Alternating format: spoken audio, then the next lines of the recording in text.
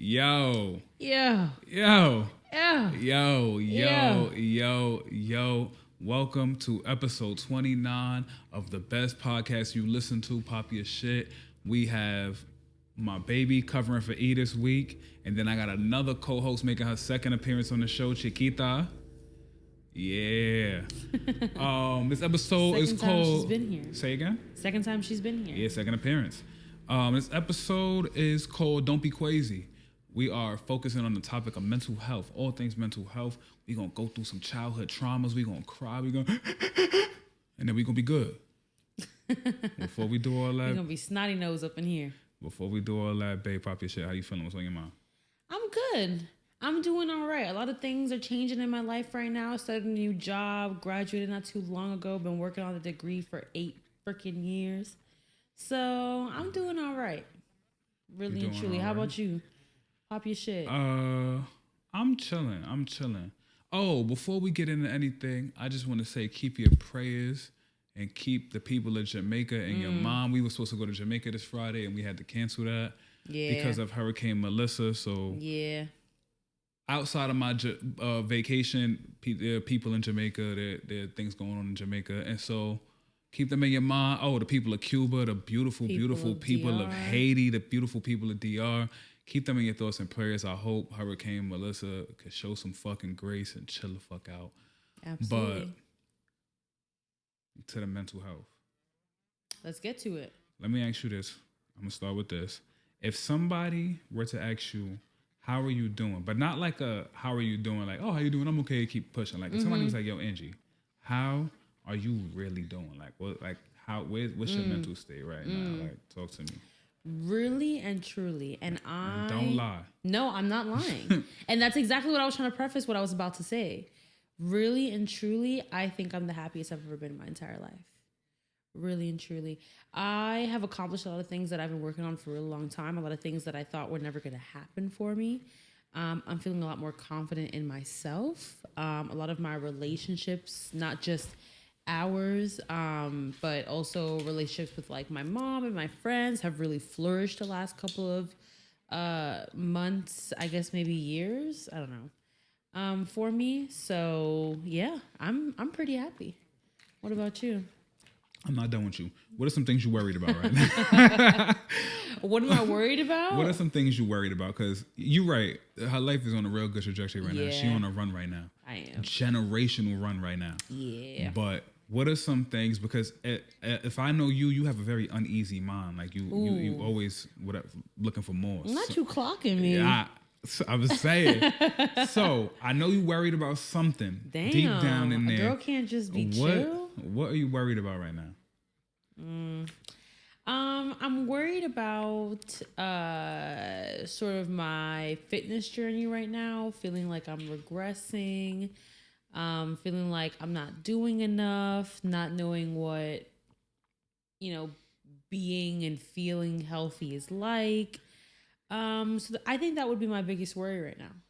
Definitely. Damn, that's it? Yeah. I mean, you've seen it. A lot of things have been working in my favor lately, so I really can't complain. Yeah. I know that's kind of a lame situation, but that's me. With first of all, you're lying. That's not all you're worried about. I'm lying? That's one of the things. What am I lying about? What else am I worried about? You worried about outside? I'm not even. You're worried about the law school admission process.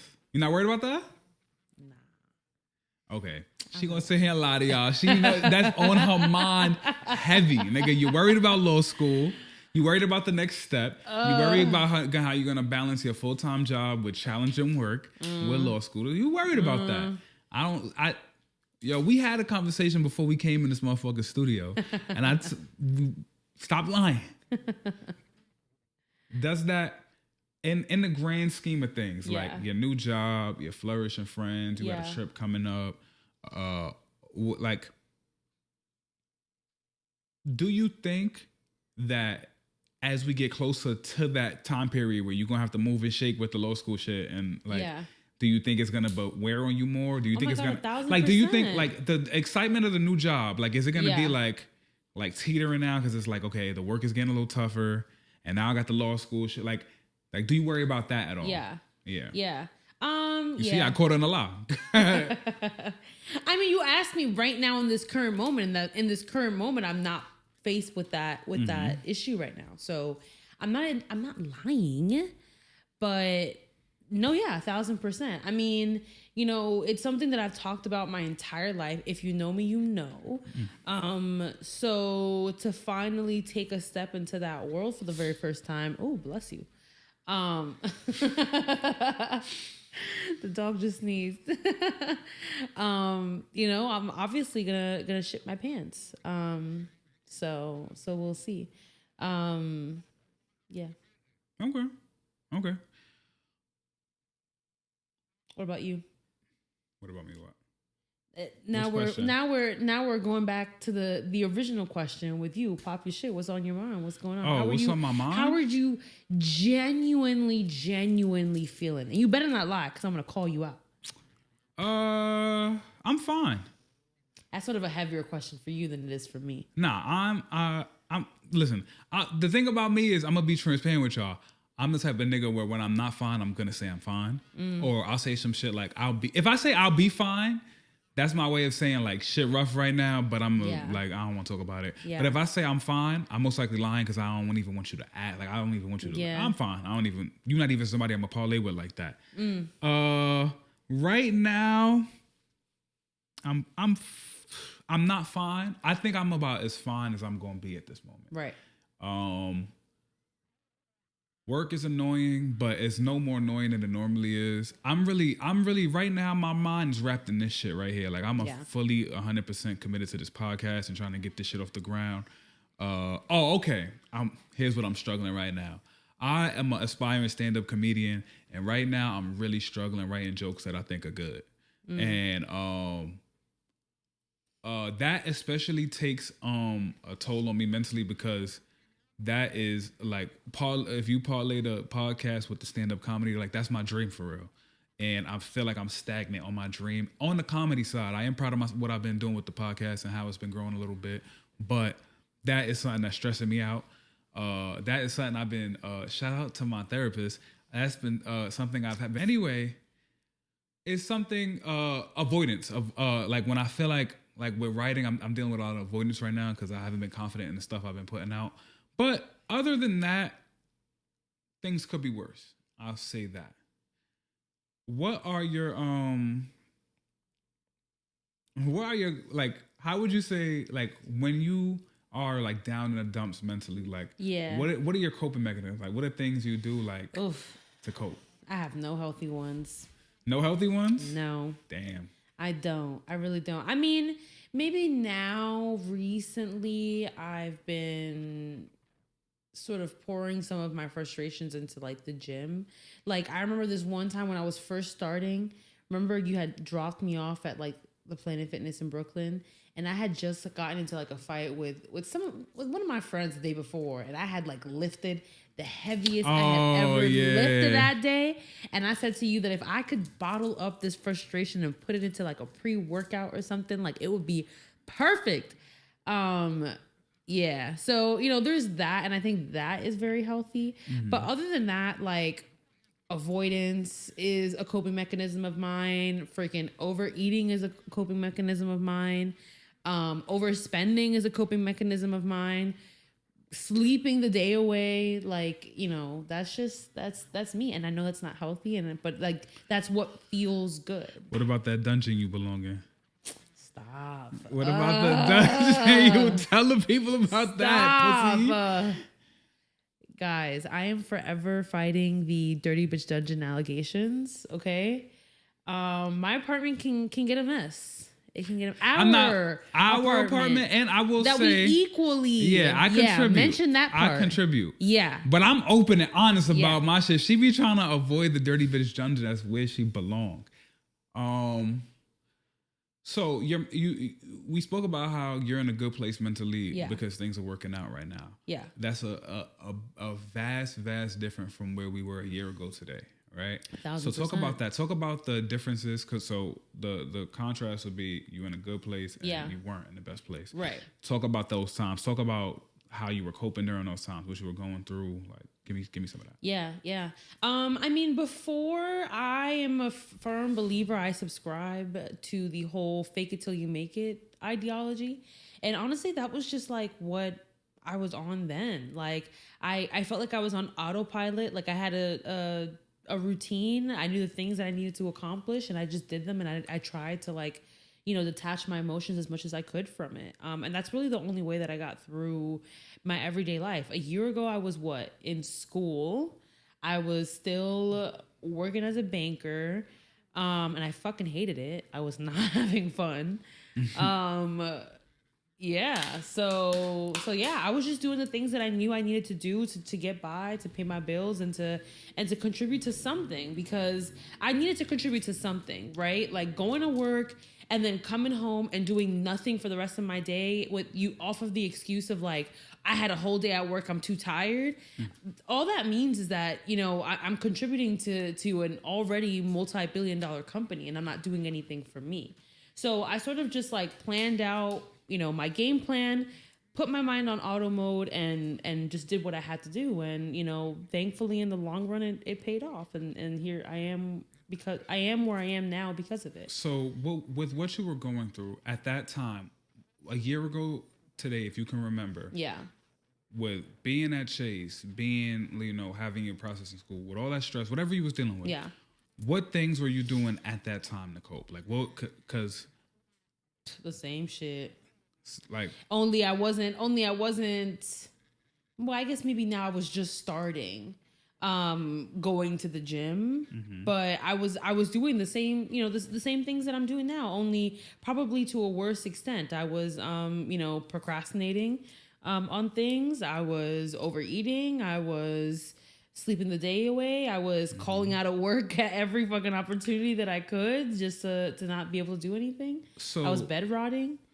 Where would you say that, though, like the coping mechanisms that you were using just last year when you were in a much darker place mentally? Yeah. Where did those coping mechanisms start? Like, what's the earliest you can remember? Like, okay, when I'm feeling depressed or when I'm feeling down or defeated, I'm gonna, when you said overeat, overspend, like, where?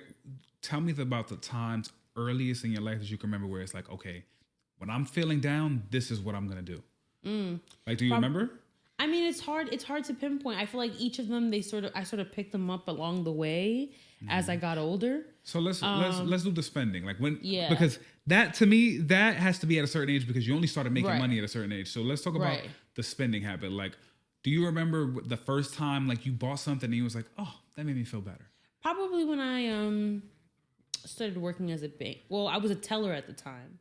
And I was making a lot more money than I was before at my old job, because I was just like at DSW, like selling shoes or whatnot, making minimum wage. So when I stopped making minimum wage and I started making enough money where I could pay my bills, the few that I had, I really didn't have as many as I do now, to have some like significant money left over. I remember getting myself a little Coach wallet and thinking, oh yeah. This is it. This feels good. And you were, when you got the Coach wallet, were you going through shit? Like, were you stressed, or was it like, I was stressed out. Okay. I was, and the Coach wallet was like, okay. It felt good. That was the catalyst. Yeah. Okay. Yeah. What about yourself? I feel like my coping is socially based. So I like, okay, back in the day, when I was a little bit younger and like I was working at AMC and I had minimal responsibilities, like my coping shit was like going out, getting drunk with my friends, being in the club or whatever. And then now it has kind of shifted to like just kind of smoking weed, isolating myself, and just a much more calmer thing. But I say socially because one of the things that really make me feel better and like can really lift my day is making other people laugh, making other people smile, which is why I do what I do. And so if I'm feeling down, let's say I'm feeling down, right? I'll call like my friends and shit and like see like everybody Gucci. And I like, if you're not Gucci, if you're going through some shit, I figure if I can make that person laugh or smile, then I did my thing for the day. You know what I mean? Yeah. So like I'll call Bree, right? Not to put Bree business out there, but let's say I call Bree and she mad about a nigga, right? I like, let's say how her feelings is. I'm not saying she is, but let's say her feelings is really hurt about a nigga. You feel me? I know how to make Brie laugh. I know what make Brie Yeah. laugh. You feel me? So if Yeah. I make her laugh, if I could get a smile on her face, and I know she was going through bullshit, and I know she was feeling sad about something, Yeah. like that's a coping mechanism for me. Like that will make, like whatever pain I'm going through don't have nothing to do with her, Yeah. or nothing to do with that situation. But it's like it's almost like my brain is like, at least if one of us could feel a little better, then like. Yeah. And I don't know how to make myself feel better. I don't know how to reconcile those feelings Yeah. myself. So Yeah. it's like I'll seek other people out. Like, Yeah. all right, this person's having a bad day. I'm gonna tell them a little joke about some shit they told me in the past. You know what I mean? Okay. Or, whatever the case may be. So that's my coping shit. Yeah, now I definitely get more silent when you know what I mean, Yeah. like going through it. Whereas before I used to be like more social, like I used to call, let's go out. I used to call Rel. I used to call when I was at my AMC days at my peak. All right, so my AMC days, it was a real rough time for me mentally because I hated where I was staying, and I really ain't have enough money to move nowhere, and I was using like nightlife. I was using like going out with friends or being at friends' house like all night and shit like that. I was using that as an escape. So what I would do is a typical day for me would be I would go to work. I would try to work as much OT as I can. If somebody couldn't come in, I was there, blah, blah, blah. Then I would get off, let's say 1, 2 in the morning. And then I had friends at the theater I would party with. Like I had my little AMC crew. And then I had my friends in the hood that if the AMC niggas wasn't on that, I know my hood friends is on that. Yeah. Like I know the Canarsie niggas is on that. Yeah. So we would go, feel me, whatever. And that was how I used to cope with like a bad situation. I cannot do that no more. Let me ask you something. Going back to the point that you were making about you going out of your way to make other people laugh because you didn't know how to help yourself. Do you ever wish like maybe someone would take that extra step and do the same for you and go out of their way to extend themselves for your happiness? Or are you like, have you always been content with it being a one-way street? If it's with my friends, if it's a one-way street, it's because I made it that way. Yeah. If I'm being honest with Yeah. you. Because it would be a lie if I sit here and say my friends don't check on me. Yeah. Or my friends don't be like, what's wrong? Or my friends don't present themselves as people that are open and willing to listen to me. That's just not me. You feel me? And I have a hard time. Okay, so one of the things I was talking to my therapist was about is my mindset is I don't want to talk about something with somebody if the shit can't be fixed. Because sometimes I let out that emotion and I really like, and that shit is tough for me. So if I'm letting out all this emotion, like if I'm talking to you about, let's say I'm talking to you about my financial situation. Yo, bro, I'm broke. I'm down right now. Blah, blah, blah. Like, right? I don't feel good, like just saying it. Like, I don't feel good until it's solved. So you don't feel any relief just getting it off your chest? That doesn't exist for you? For me. That does nothing for me. Like, I'm a problem solving kind of nigga. So if I vent to you about my financial frustrations, and granted, that don't mean I want you to like bail me out or anything, but if you just like, oh yeah, that sucks. It's like, yeah, I fucking know that sucks. That did nothing for me. You feel me? So then it's like, there's very few things that I'm going through anybody can help me with. Okay. So what do you think that's rooted in? Like, why do you think you're that way? Do you have any clue or no?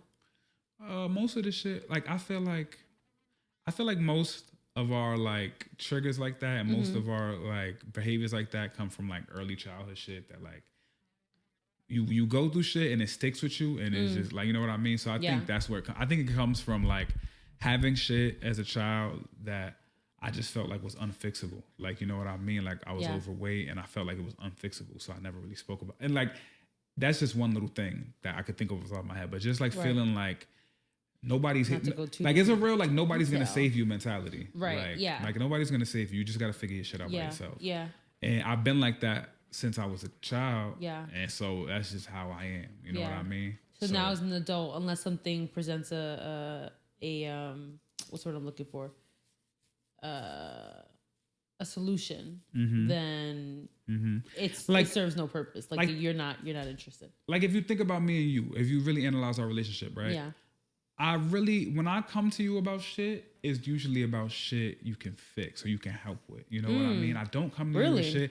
And then there's an element of like it's a burden kind of because I don't want to make anybody feel helpless. You feel me? I know how much you love me. Yeah. And if there's a problem that you can't help me fix, then you feel helpless. And I hate that helpless feeling. Yeah. So sometimes it's like, let me spare you that feeling of helplessness because there's nothing you could do. You know what I mean? Interesting. So that's an aspect of it. But that is all stemming from like shit that I went through as a child that like stuck with me. You know what I mean? And it's a lot of shit like that. That's a very specific word, helplessness. Like you're very turned off by that. Yeah. I don't like yeah. I don't like that. Yeah. Because like it's the opposite of what I like. Like I like to Right. help people. I like to make people laugh. I like people Right. I like to pull people out of their dark spot and help them with that a little bit.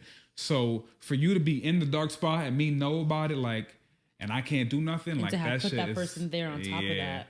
And I get that. So I don't want to put people through that because a lot of the Yeah. shit that I'm going through, like as I said before, it's just like it's not nobody could really do. I just got to eat that. You feel me? Yeah. Pause that. Yeah. So yeah, let's talk about your younger years, right? Okay. Because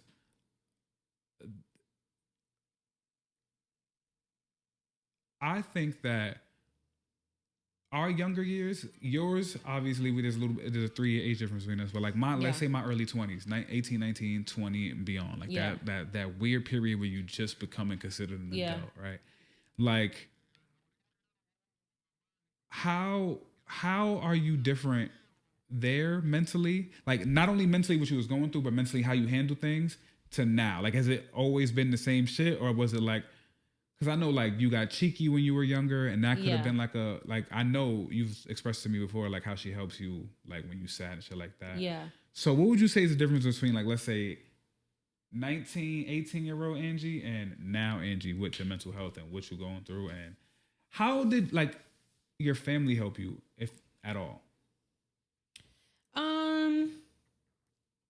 The family point is a little bit difficult because I don't really have the closest knit family, or at least not when it involves me. Mm-hmm. So I think around that age is just when that started to come apart, I believe.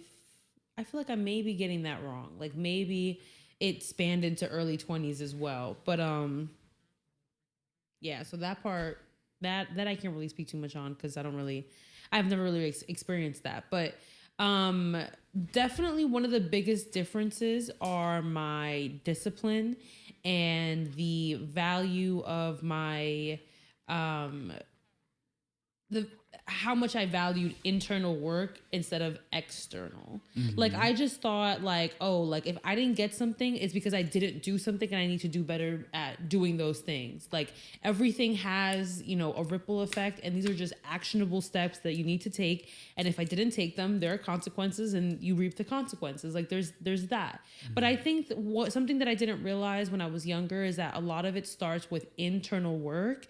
How you speak to yourself, what your inner voice sounds like, how you feel about yourself, like, and then everything else sort of, not that it's inevitably going to happen because there's still, there's still those actionable steps that need that effort in order to be done. But it just makes accomplishing those actionable steps a lot easier. Does that make sense? Mm-hmm. And so I didn't value that then that I very much do value now. And I think the difference in how my life is, it speaks for itself. Now, granted, I am comparing my 26-year-old life to my 18-year-old life.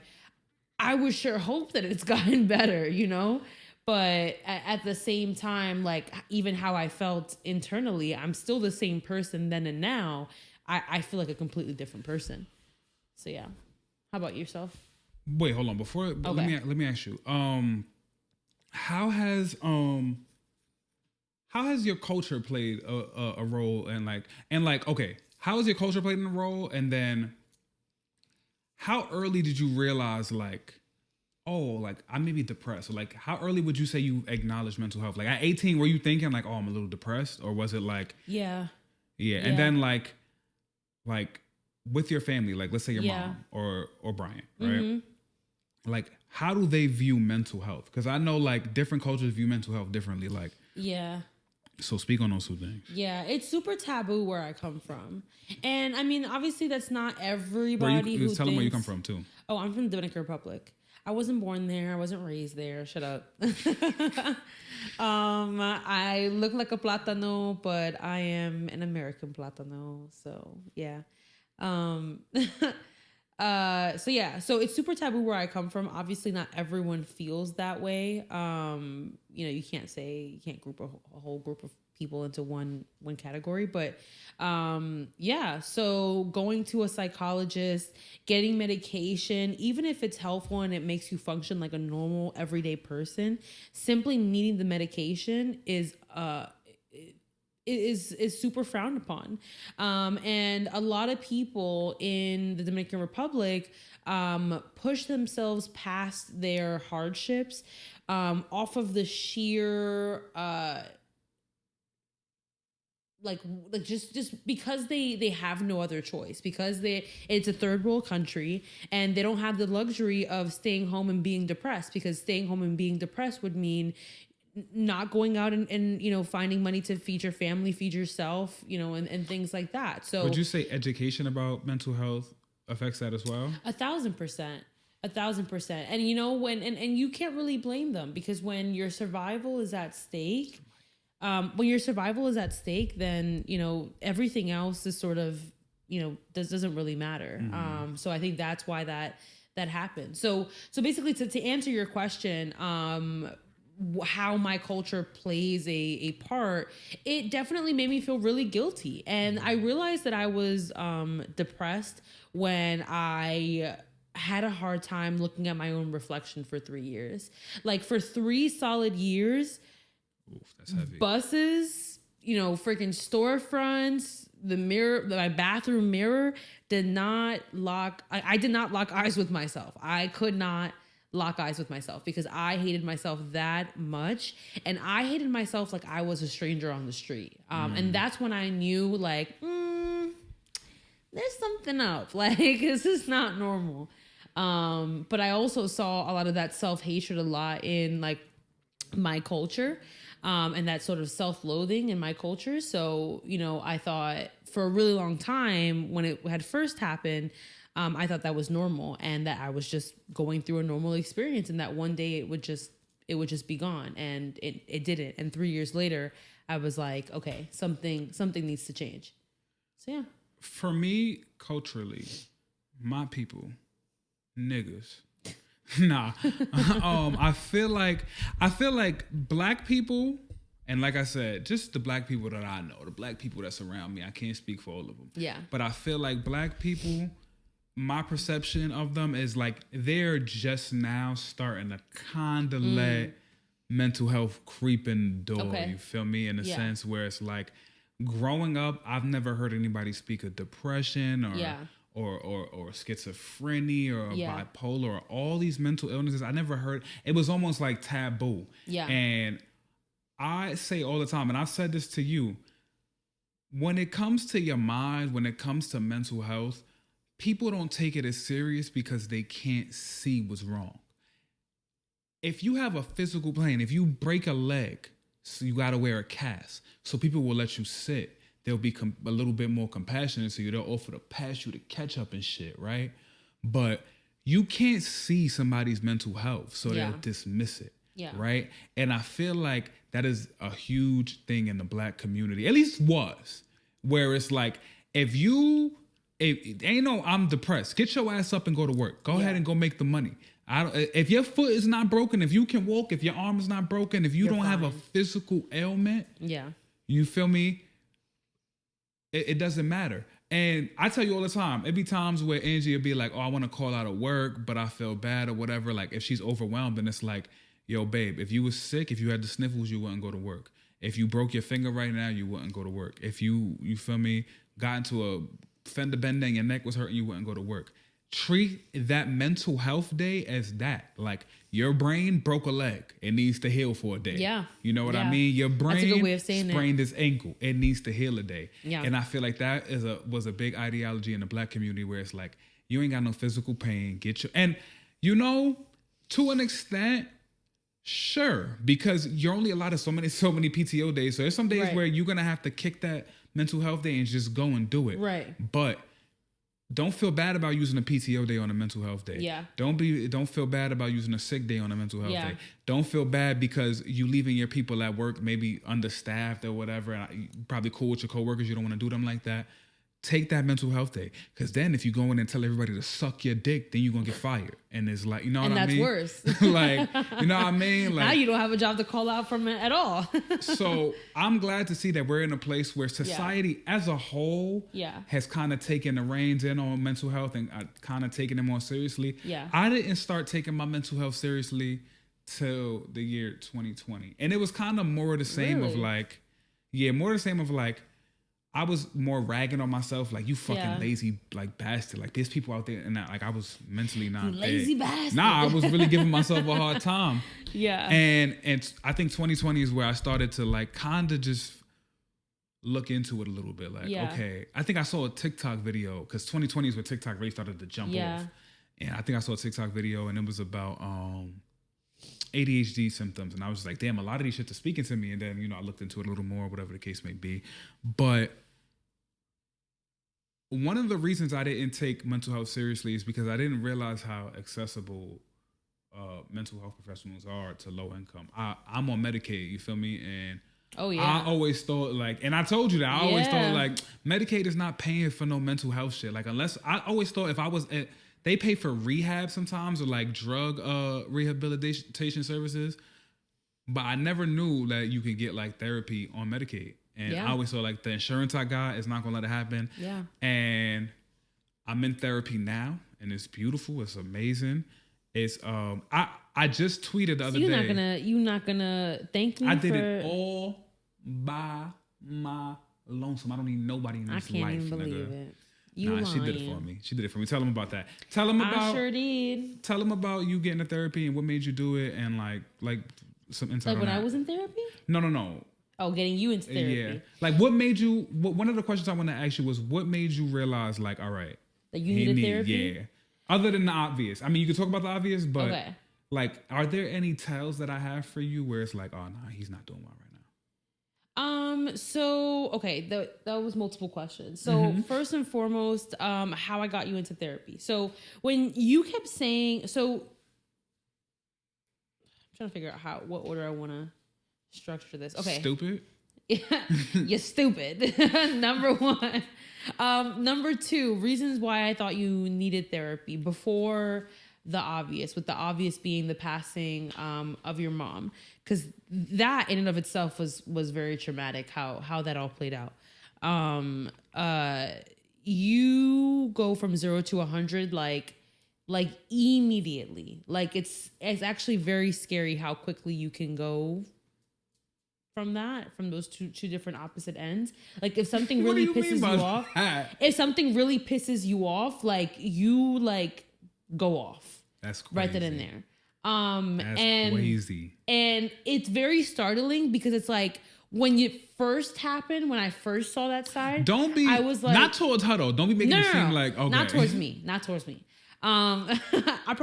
a good point. I probably should have said that.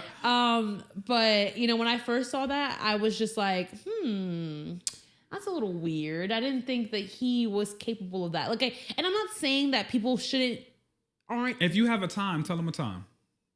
I can't think of a time right now. It's been fucking 5 years. How do you expect me to remember everything? Okay, my bad. Keep on. You know, and I'm not saying that everyone doesn't have like a mad side. Like everyone can get angry. Even the nicest of people can get angry. But the way he got angry, it was like just almost immediate, and it made me believe that there was something behind that maybe he was holding on to. Also, whenever we would talk and you would be like, oh yeah, actually, you know, 6 months ago I was going through this and this and that, but it actually just resolved. And I'm just like, that sounds pretty fucking traumatic. And you didn't say absolutely anything. As a matter of fact, you showed up to whatever event or whatever outing or whatever date we had and put on the bestest smile, you know, your charming regular self. And to know that you had been going through what you had just revealed to me was very concerning to me, because how can someone mask it that well? And I feel like I'm a pretty good judge of character. I feel like I can see through the bullshit with most people, especially people that I see damn near every day at that point, because we weren't living then, but we were seeing each other pretty frequently. That was very startling to me. So, I had all that in my mind. Your mom passed away, and that's when I was like, all right, that's it. This needs to happen. You've also told me multiple things, because your mom was sick for a really long time. You've also told me some pretty startling things about how you felt your life was going to be after she passed away, if she had passed away. So knowing that she had then, passed away, I was just like, yeah, no, I don't want him, because he's really good at hiding it. And that's very scary. So that's why I pushed you into going to therapy. I made you promise me that you would. You did. You kept telling me that you felt like Medicare wasn't going to cover it. I said, that's stupid. Of course they do. I think I may have even gotten like a marketing letter in the mail one day, which, like, shout out to marketing, because y'all did y'all big one. And literally on the bus, like, to work that day, I had a picture of your insurance on my phone. And I just looked it up to see if you were compatible. You were. I had to do the intake form for you. Remember? Oh, yeah. And I remember when they had first spoken to you, and they had listed out all the shit I put for you. Yeah. You were like, damn. Yo, they called me. I knew she was doing it for me. Yeah. And like I said, I didn't have any high hopes. And I remember the therapy office intake called me, and they were like, hey, this is from the whatever office. We're just calling in to go over before we submit to the therapist. And they're like, do you suffer with manic depression, spurts of suicidal thoughts, carrying guns around the house? And I'm like, yo, what the fuck does she tell these people? And then I was like, yes, go on. Yeah, it was all, because it's like a checkbox, and you check off all the issues that you're dealing with. So it was like PTSD. Yes, this, yes, this, yes. Speaking of PTSD. So yeah. Speaking of PTSD, what? My therapist smartens me up to this thing called PTSG. And I hope I'm not butchering what she told me, but this is how I understood it, right? Everybody knows what PTSD is, right? But Post-traumatic stress disorder. PTSG, the G stands for growth, right? Post-traumatic stress growth, right? Okay. And the concept is that when you go through PTSD, you have a network of people that you can kind of dump it on. I wouldn't say dump it on, but like a network of support, basically. Yeah.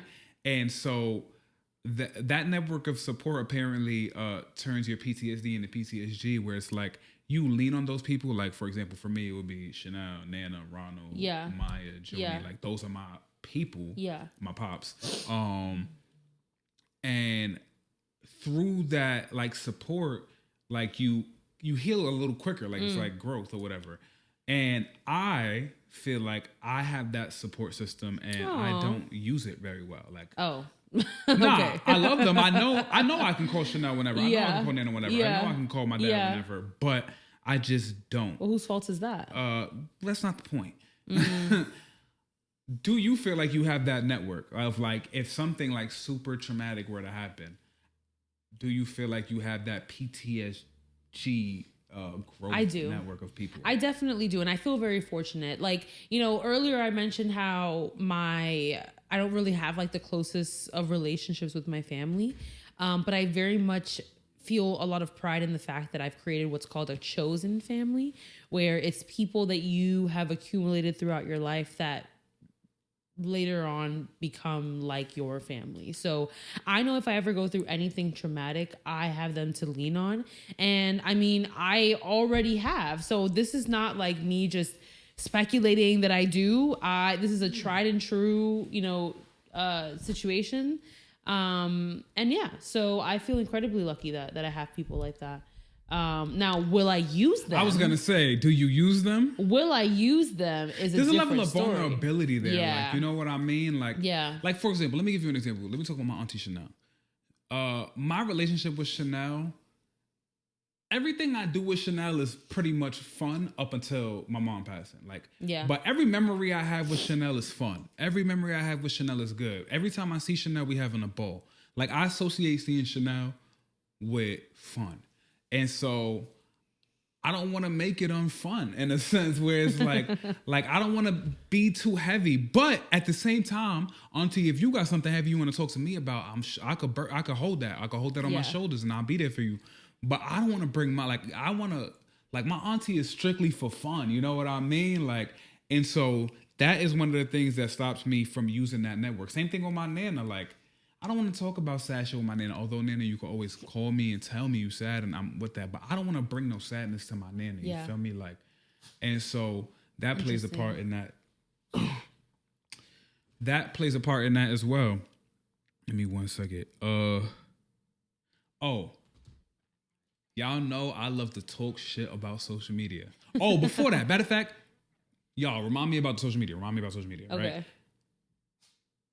I had asked myself, I say, yo, when I know Angie is depressed, what do I do for her? Because I wanted to ask you, like, what are some things you do for me? Yeah. Like, and I said, what can I do for her?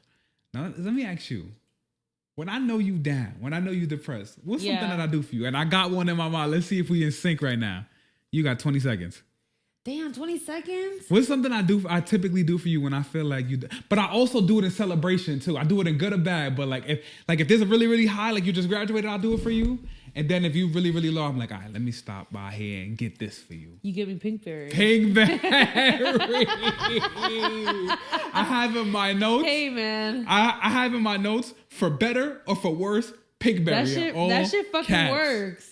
Yo. That shit fucking works. I love Pinkberry. I am 26 years old. I've been going to Pinkberry since I was 13. I love Pinkberry. Yo, let me tell y'all. She had got, at her old job, she had this bitch ass, whack ass manager that she hated towards the end, right? Yeah, I did that. Yeah. Right? She hated her towards the end. And I feel like you was getting Pinkberry twice a week out of me, nigga. I had to leave. It was getting too expensive. Nah, and then it was getting too expensive. When she finally got her when she finally graduated, whatever. Yeah. Y'all know what the first place I went was? Pinkberry, nigga. Pinkberry is a fucking cheat code in my relationship. I love so Pinkberry. I'm gonna leave you with the ball. What are things you do for me, or if there's anything you do for me when you know that I'm going through some shit, or like when you could feel that I'm not there all the way? So I'll preface this by first saying I still do these things, but maybe I wouldn't do them as thoroughly, if that makes sense. So if you're sad, I baby you. Like, I fully take care of you like you're a helpless little baby. So like, I'll be like, are you hungry? Are you thirsty? Like, do you want a snacky? Do you I'll if I'm, listen, man, I don't. And she hates it too. I do. She be waiting for me to be in a better mood so she can be mean to me again. I show my love by being mean. I really do. But I'll help you take out your work clothes in the morning or whatever. Like, I'll put your water bottle and your bag together so you're not looking for it. Like, I think I like baby you. Just because I feel like, a lot of how you exist is serving other people.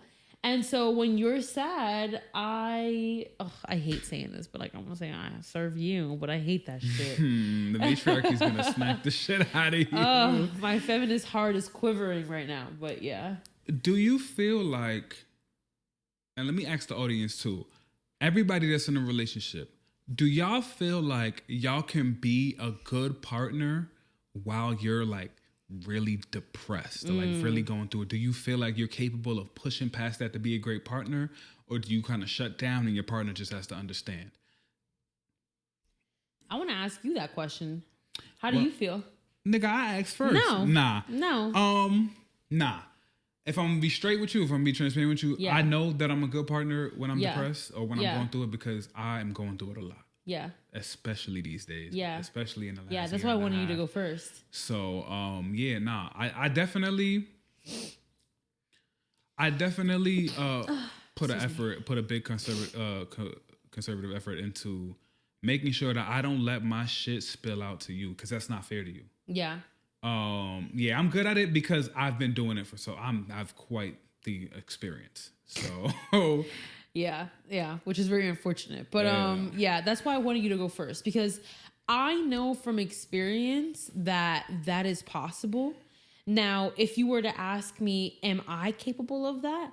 I'm not entirely sure. You know, now that I have experienced it myself, being with a partner who's going through something but still remaining an amazing partner, I feel the pressure where, like, if I go through some shit, no matter how deeply traumatic, and you've been through some deeply traumatic shit, no matter how deeply traumatic my shit may be, I cannot be a shitty partner. Mm-hmm. But best believe I really want to be. Like, I really want to be a bitch.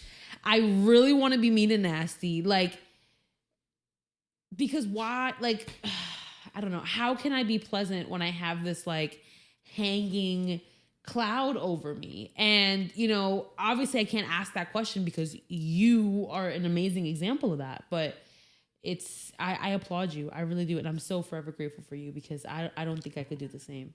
But now I'm going to be forced to because, I you know. appreciate that. Yeah. I appreciate that. I think you sound so bad, but I mean, I'm just trying to be honest. Like, why you... Like, my jerk reaction just isn't to... Just to be... So, and I've asked you this before off camera, but just for the audience, we know what that one traumatic incident is going to be, and we're not going to speak it into existence. But me and you know what that is. Yeah. When that time comes, I always ask you, do you want me to just go crash somewhere else? Yeah, so you you can be did alone? ask me. Yeah. Or do you want me to how do you, like, for you babied me. What does that look like for you? Like, where it's like, this is how I want this Get to out be of my way. Okay. Like, don't be a nuisance. Okay. No jibber Don't be jabber? annoying. No. Yeah, don't jibber jabber. Yeah. For at least the first week. Jibber jabber after. Okay. I don't want you to leave the house. I don't. Do you want me to sleep in the bed with you? Of course. Okay. Of course.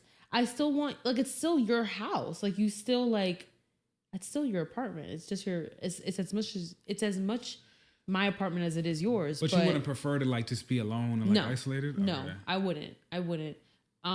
Because then I would just cry all day and a lot harder and probably a lot louder. So at least having you around would make me feel like, okay, I need to get myself together. Like, I can't let Should I prepare myself to be a punching bag? No, you see that makes me sad. No, but listen, at the end of the day, we are all different people. I handle things, but you wouldn't deserve that. And like fine. You said, that's not your fault that I'm going through my shit. No, that's fine, but I have to play my role in making you feel better. Bag? So I'm asking you. Oh, you're so sweet. Honestly, no, fuck that.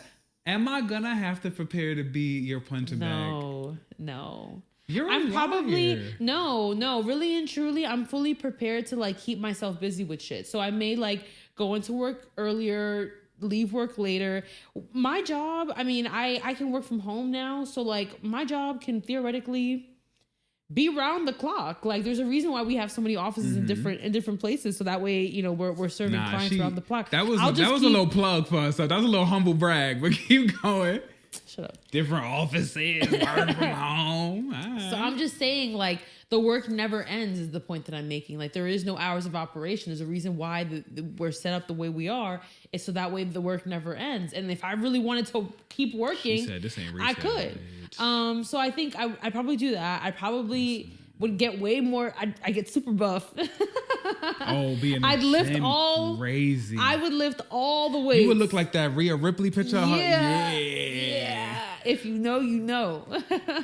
I think I would just keep myself really busy because I don't want to lash out on you, because you don't deserve that, and because you have shown me so much grace when you were going through quite literally the worst case scenario that anyone can ever imagine. So, you know, I love you, and I don't want to be unfair. Shut up. Stop. Yeah. All right, we getting up to that time. One last segment left, and it's pretty simple, pretty straightforward. Wish I knew. Is there anything from a mental health standpoint that you know now, or like things that you do now that you wish, like, you go back into 18-year-old Angie, like, yo, this is it. This is like, Like, what would you tell 18-year-old? Just from a mental health, not like career or go do this, but like just to keep your mind afloat and to keep your mind as healthy as possible throughout those years. What would you tell yourself? That's a good question. I would tell myself, stop being angry all the fucking time.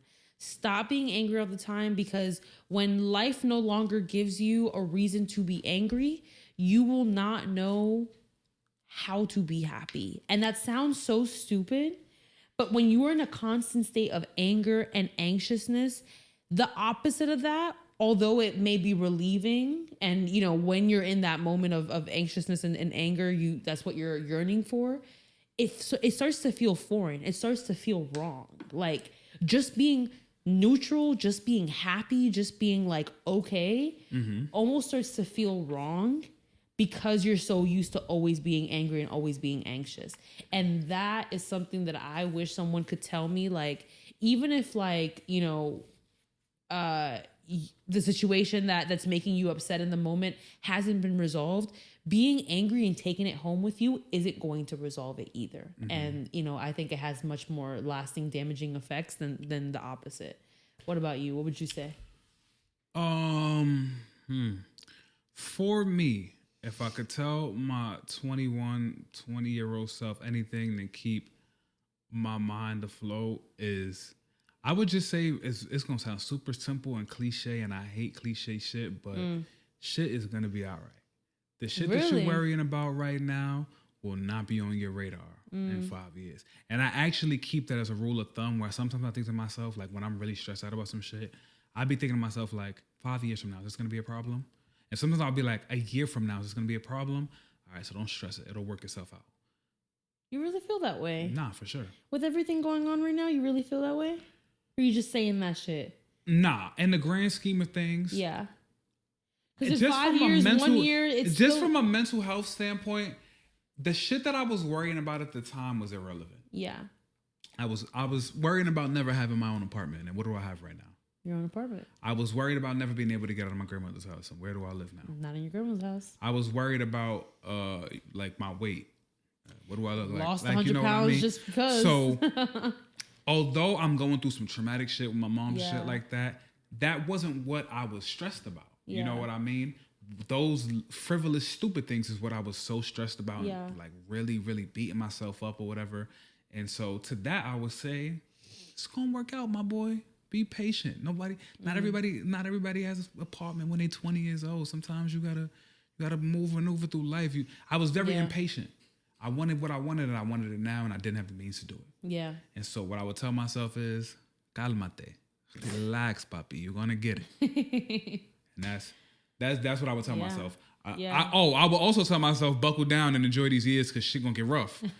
But also sometimes shit has to get worse before it gets better, and that's also a cliche, but that's like 1,000% true. Yeah. So anything else you want to say before we wrap up? I think I'm cool. Pop your shit, gang. Pop my shit. Right now, let me get a freestyle real quick. Do it again. Reset. I'm gonna hit the rewind button. Play. I'm sitting in McDonald's. What you feeling? Feeling hungry. What you getting? What I'm getting? A McChicken. I'm sitting in McDonald's. Feeling hungry. And what you getting? Ain't got no pickles. No fucking pickles? I can't have that. What you gonna I'm going do? back to the counter to make a have that. Man. Freestyle of the fucking year. That's episode 29. Hopefully E will be back for 30. I think I'm gonna be recording with E for 30.